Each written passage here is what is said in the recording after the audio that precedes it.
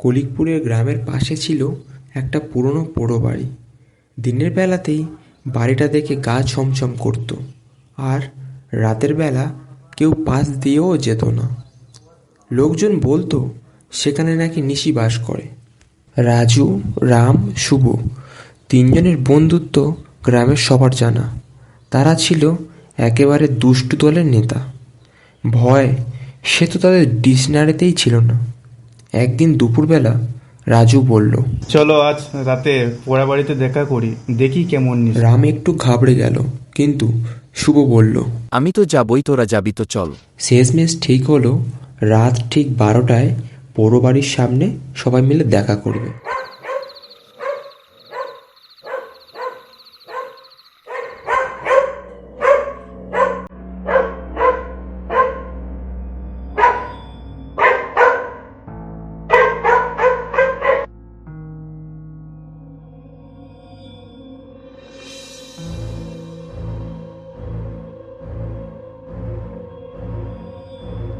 রাজু, রাম, শুভ হারকিন নিয়ে পোড়ো বাড়ির সামনে এসে দাঁড়ালো।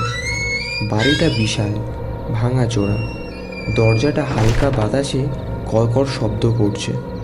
আচ্ছা, ভেতরে কেউ থাকলে কি হবে? ভাই পেলে এখন ফিরে যা। তিনজনে হারকিনের আলো ফেলে ভিতরে ঢুকলো। মেঝেতে শুকনো পাতার স্তূপ, দেওয়ালে সবুজ শ্যাওলা, আর ছাদ থেকে ঝুলছে বিশাল মাকড়সার জাল।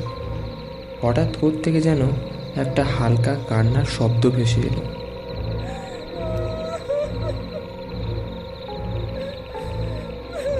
শুনলে কার কান্না? চলো ফিরে যাই। রাজু থামল না, সে এগিয়ে চলল শব্দের দিকে। একটা ঘরের দরজার সামনে এসে দাঁড়ালো তারা। দরজার সামনে হালকা ঠান্ডা বাতাস বয়ে গেল। ঘরের কোণে একটা ছোট ছায়া মূর্তি বসে আছে। সে আবার মাথা নিচু করে কাঁদছে।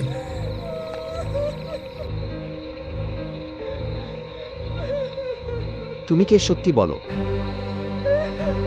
ছায়াটা আস্তে আস্তে হেসে হেসে তাদের দিকে এগিয়ে এলো। রাম আর শুভ তো ভয়ে প্রায় জমে গেছে, কিন্তু রাজু সাহস করে বলল, আমরা তোমাকে কিছু করব না, তুমি কে বলো। আমি তৃষা, আমি হারিয়ে গেছি, আমাকে বাড়ি পৌঁছে দেবে। তিনজন তাকিয়ে দেখল ছায়া মূর্তিটা একটা মেয়ের মতো দেখতে। সে খুব দুঃখী লাগছে। রাজু বলল, কোথায় তোমার বাড়ি? পুকুর পাড়ে বড় বটগাছের পাশে। তারা ভাবল পুকুর পাড় তো গ্রাম থেকে বেশি দূরে নয়। তিনজন মিলে এগিয়ে চলল ছায়া মূর্তির পিছনে। পথে যেতে যেতে আশ্চর্য ঘটনা ঘটতে থাকলো। হঠাৎ রাজু লক্ষ্য করলো চারপাশের পথ যেন অদ্ভুতভাবে অপরিচিত। এটা তো পুকুর পাড়ের রাস্তা নয়। শুভ পিছনে ফিরে তাকিয়ে দেখল তাদের পিছনে কোনো গ্রাম নেই, শুধু ঘন জঙ্গল আর কুয়াশা। শুভ বুঝে গেল কিছু একটা ভুল হচ্ছে। সে সাহস করে ছায়া মেয়েটির সামনে এসে দাঁড়ালো আর বলল, তুমি কে, সত্যি বলো।